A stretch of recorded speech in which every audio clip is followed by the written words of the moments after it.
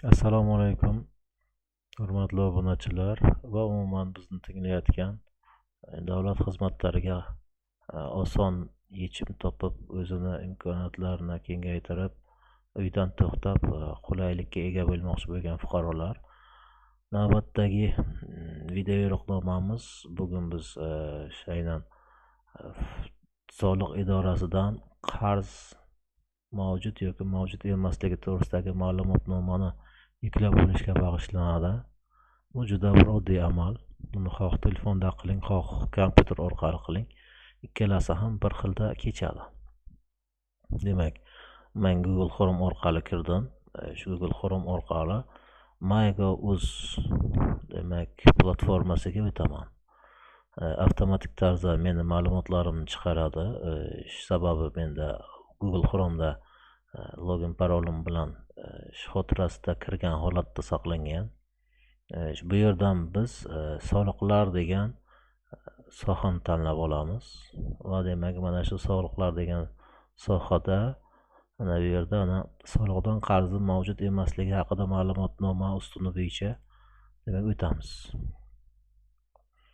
Xizmat narxi demak bu yerda bepul xizmatdan foydalanish ustunni bosdik va bu yerda soliqlar va yig'imlardan soliq qarzi mavjud yoki mavjud emasligi to'g'risida ma'lumotnomani berish. Bu yerda baholash va yuklash ko'rinib turibdi. Demak, qarzdorlikning umumiy miqdori shunchaki o'zimiz uchun aniqlash uchun shu yerda ma'lumot holatida ham keltirilgan. Demak, mol-mulk yoki umuman yer va mol-mulk yo'nalishida soliq qarz yoki qarz emasligi to'g'risida. Endi bu yerda obyekt umuman mol-mulk nomida bo'lmagan fuqarolarga buni esa qarzdorligi miqdorini 0 summaga tenglashtiradi. Agarki biron mol-mulk yer solig'i o'sha yer uchastkangiz siz nomingizda bo'ladigan bo'lsa, bu yerda real o'sha kadastr raqami orqali demak qarzdorlikni aks ettiradi. Demak, bu yerda yuklab olish